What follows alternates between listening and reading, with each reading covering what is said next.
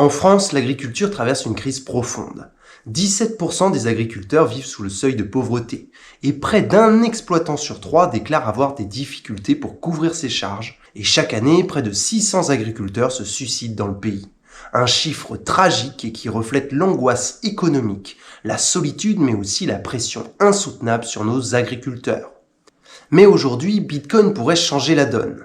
Dans cette vidéo, on va découvrir comment certains agriculteurs utilisent déjà Bitcoin au quotidien, à la fois en France, en Europe, mais aussi à travers le monde, pour transformer leur manière de produire et de gérer leurs revenus. Ici, sur cette chaîne, mon objectif est de te montrer des usages réels de Bitcoin, pas des promesses théoriques. Alors si ça t'intéresse, abonne-toi. Et surtout, bienvenue sur S'émanciper. Pour plonger dans cette analyse, j'ai envie de commencer par te parler de Jean-Marc Fresneau, un maraîcher à Casseuil dans le Lot-et-Garonne. Dans ce nouveau biopic ultra maîtrisé, l'automatisation est telle que plus personne ne soulève une seule caisse. Les tomates sont cultivées hors sol et acheminées par des chariots automatiques. C'est une véritable usine agricole. Et je ne sais pas toi, mais moi jusqu'ici j'avais du mal à imaginer que l'agriculture pouvait ressembler à ça. Et pourtant, elle existe bel et bien. Historiquement, l'exploitation utilisait des moteurs pour produire de l'électricité, qui était ensuite revendue à EDF en hiver, tout en récupérant la chaleur résiduelle pour chauffer les serres. C'était déjà un montage assez complexe et qui avait comme vertu d'être au moins innovant. Malheureusement, le marché a changé et je pense que tu le sais, mais EDF a trouvé le moyen de racheter beaucoup moins cher cette électricité et le modèle n'est plus vraiment rentable aujourd'hui. Mais en parallèle, il s'est passé quelque chose. Le besoin mondial de données et de calculs, lui, a explosé. Jean-Marc a donc compris que l'avenir consistait à installer des data centers modulaires, des petits data centers qu'il peut déplacer et qui effectuent des calculs pour l'intelligence artificielle ou alors le minage de Bitcoin. Et donc tout cela permet de produire des légumes et peut-être aussi de l'alimentation que l'on aura demain. Sur le plan technique et environnemental, cette synergie est pour moi une révolution, car la chaleur constante dégagée par les serveurs permet d'assainir l'ambiance en réduisant drastiquement le taux d'humidité dans les serres. Cette baisse de l'humidité limite aussi l'apparition des maladies fongiques, ce qui permet à Jean-Marc de supprimer presque totalement l'usage des pesticides. Oui, c'est un cercle vraiment vertueux. Mais comme on ne peut pas non plus tout éliminer en chauffant seulement une serre, eh bien à la place, Jean-Marc utilise des insectes auxiliaires et qui protègent les plants dès leur arrivée dans la serre, garantissant ainsi une production beaucoup plus saine et respectueuse de l'environnement. Économiquement, ce modèle est une réponse réelle à la pression des marchés internationaux, notamment face au Maroc qui vend des tomates à moins d'1 € la barquette, là où le tarif plancher français se situe à 1,50 €. En vendant alors de la puissance de calcul ou en produisant du Bitcoin via des mineurs et donc en récupérant du Bitcoin à intégrer dans le bilan comptable de l'agriculteur, Jean-Marc génère un revenu complémentaire stable et qui compense les marges de plus en plus faibles sur les produits agricoles.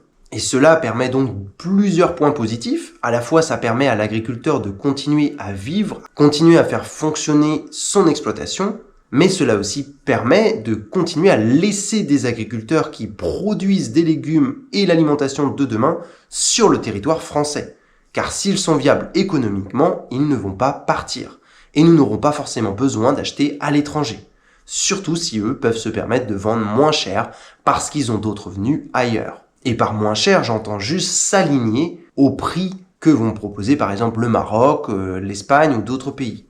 Cette transformation est d'autant plus admirable que le parcours administratif en France pour installer ce type de projet, c'est un véritable enfer. En effet, il faut compter jusqu'à 2 à 3 ans pour lancer un tel projet, incluant une année complète d'études d'impact environnemental où des techniciens vont venir chasser des papillons dans vos champs.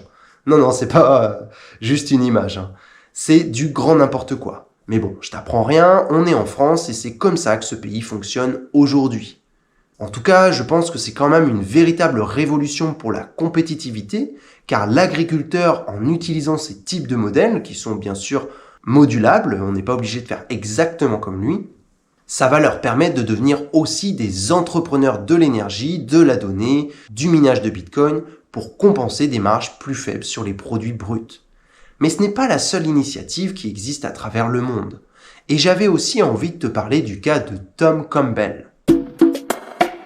Cette fois-ci, on se rend directement en Irlande, avec un autre problème de taille qui n'a rien à voir avec le problème français. Il s'agit de l'émission des gaz à effet de serre. Et là où le cas de Tom Campbell est fascinant, c'est qu'il répond à ce problème d'une manière totalement inattendue et surprenante. En effet, en Irlande, le gouvernement impose une réduction de 25% des émissions de gaz à effet de serre. Et cela d'ici à 2030. Là-bas, l'agriculture représente plus de 35% des émissions de gaz à effet de serre.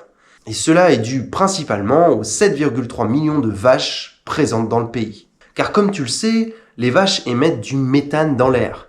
Et plus il y a de vaches, donc plus tu as de méthane. Sans solution technologique et via la contrainte du gouvernement irlandais, les fermiers risquent donc de devoir abattre à peu près 1,3 million de bêtes d'ici à 2030. Ce qui mettrait alors, comme tu t'en doutes, un très grand nombre d'entre eux sur la banqueroute et la fermeture de leur exploitation. Pour y répondre, l'initiative de Tom Campbell repose sur la digestion anaérobique, un processus technique où des micro-organismes décomposent les matières biodégradables pour produire du méthane. Ce gaz est ensuite capturé et brûlé par des moteurs pour générer une électricité 100% renouvelable. Bon, ça peut-être que tu le connais déjà, c'est les fameuses techniques de méthanisation et qui commencent énormément à se développer en France. Mais là où ça devient intéressant, c'est que cette énergie, elle peut également alimenter un nombre important de mineurs de Bitcoin, puisque l'énergie est 100% électrique et elle a été produite pratiquement gratuitement. Elle permettrait donc de générer également un nouveau revenu pour ces agriculteurs. À ce jour, la ferme de Tom Campbell produit ainsi entre 500 et 700 kW. Et les capacités d'exportation des fermes sont souvent limitées, ce qui rendait ces investissements écologiques de toute façon peu rentables. Il n'aurait pas été techniquement possible de relier ces différentes fermes aux villes les plus proches et donc d'alimenter ces villes. Il fallait quelque chose qui utilise cette énergie produite, qui soit déplaçable et que l'on peut consommer pratiquement directement dans la ferme. Bitcoin est alors intervenu comme un acheteur d'électricité hors réseau et même à la demande. On peut le couper, le relancer au moment où l'agriculteur en a besoin. Et à l'inverse, quand la demande et les prix du réseau grimpent, il revend l'électricité comme énergie verte. Bitcoin agit donc entre guillemets comme une batterie et qui transforme l'énergie qui était coincée au départ en une valeur liquide et cela 24 heures sur 24 à la demande de l'agriculteur. D'un point de vue économique, cette stratégie offre une indépendance financière totale, car contrairement à l'hébergement d'un centre de données pour des tiers comme Amazon Web Services, l'agriculteur conserve la pleine garde de ses bitcoins et le contrôle total de son matériel. Il l'active quand il le souhaite et personne ne pourra saisir ses bitcoins. Tom Campbell, en tant que bitcoin maximaliste, a donc choisi ce réseau car c'est le réseau le plus pur, le plus sécurisé et le moins contaminé par des influences extérieures. Il est totalement libre. Ce modèle lui permet d'amortir des investissements environnementaux obligatoires, le tout en créant une forme de stockage de richesse souveraine et directement en lien avec son exploitation qui est le cœur de cette histoire au départ. Pour moi, toute cette histoire est juste incroyable. Je ne sais pas ce que tu en penses, mais n'hésite pas à me le dire en commentaire. De mon point de vue, cette initiative est encore plus ouf que celle de la France, car l'herbe nourrit d'abord les vaches, les déchets des vaches produisent du méthane puis de l'électricité, et l'électricité produite verte mine du bitcoin avant que le résidu du digesteur devienne un engrais de haute qualité et qui sera ensuite épandu sur les terres agricoles pour faire repousser l'herbe et donc relancer le cycle. Je sais pas, mais c'est ouf, non ?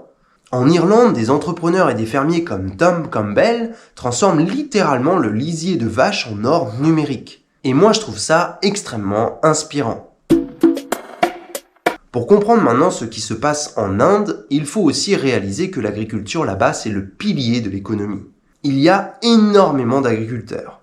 Mais l'agriculture y est aussi gangrénée par un enfer administratif et des intermédiaires qui captent toute la valeur.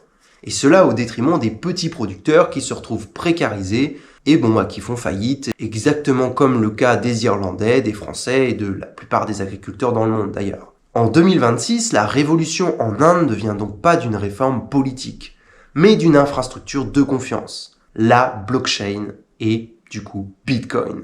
En effet, certains des agriculteurs indiens utilisent désormais des plateformes décentralisées pour enregistrer chaque étape de leur production. Cela leur permet de garantir une traçabilité totale de leurs champs jusqu'au consommateur final.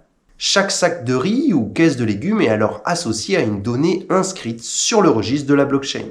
Cela redonne du pouvoir à ces producteurs, qui sont le cœur de la génération de cette valeur. Mais le véritable game changer dans ce modèle, c'est l'utilisation des smart contracts. Dans le système traditionnel, un agriculteur peut attendre des semaines, voire des mois avant d'être payé par les plus gros acheteurs, subissant des délais de paiement qui le poussent parfois à la faillite. Avec la blockchain, les paiements sont automatisés. Dès que les conditions de livraison sont validées par un oracle, comme par exemple Chainlink, ou une signature numérique, les fonds sont débloqués instantanément. L'agriculteur a produit par exemple du riz, il l'a envoyé à son client, le client l'a reçu, tout est suivi par la blockchain et dès que le client le reçoit, paf, le paiement est automatisé et l'agriculteur reçoit son paiement.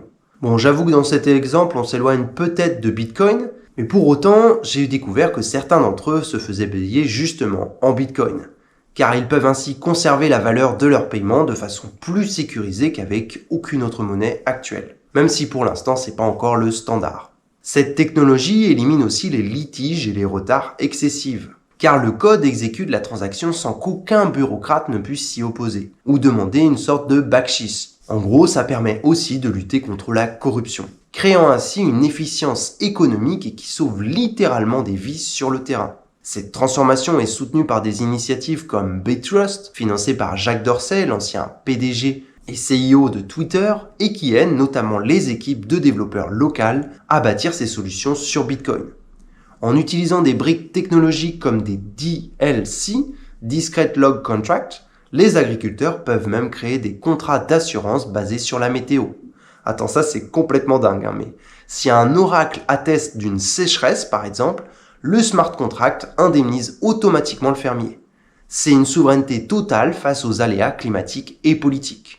Bon, si cette dernière partie, ce dernier exemple, tu n'as pas forcément tout compris avec les smart contracts, l'automatisation et le suivi aussi de la production jusqu'à la livraison chez le client final, je t'invite à regarder ma vidéo sur Ethereum où j'explique les smart contracts et le fonctionnement du Web3 entre guillemets. Je te la mettrai également en description. Tu admettras quand même que ces 3 initiatives sont inspirantes, car elles montrent plusieurs choses. Déjà que l'agriculteur de demain est aussi et avant tout un acteur de la souveraineté alimentaire. Il n'est pas là pour rien. Son taf, il est capital pour l'avenir d'une société. Que ce soit la France, l'Irlande ou l'Inde, on a besoin d'agriculteurs locaux. Pour moi, ces 3 initiatives prouvent que Bitcoin n'est pas qu'une simple monnaie, mais aussi un outil d'innovation, d'entrepreneuriat et de sécurisation des revenus. Quand on est imaginatif, ce type d'outil peut vraiment tout changer. Voilà les amis, n'hésite pas à me dire si t'aimes ce type de contenu parce que j'aimerais vraiment orienter la chaîne vers des initiatives vraiment locales. Comment on utilise concrètement Bitcoin au quotidien. À présent, tu sais exactement comment Bitcoin révolutionne déjà l'agriculture moderne, mais il existe sûrement des dizaines d'autres initiatives. Alors n'hésite pas à me les partager en commentaire. Et si tu n'es pas encore abonné, clique sur le bouton bleu et rejoins l'aventure. Car ici, 2 fois par mois, je te montre comment utiliser Bitcoin au quotidien. Et l'autre semaine, je te parle de revenus passifs et comment générer jusqu'à 600 € grâce au RWA sur la blockchain. Donc si l'un ou l'autre de ces sujets te parle, à nouveau n'hésite pas, tu sais ce qu'il te reste à faire. Et en attendant, je te laisse avec ma dernière vidéo sur la chaîne, Go Mining, pourquoi je n'ai pas du tout confiance en cette plateforme.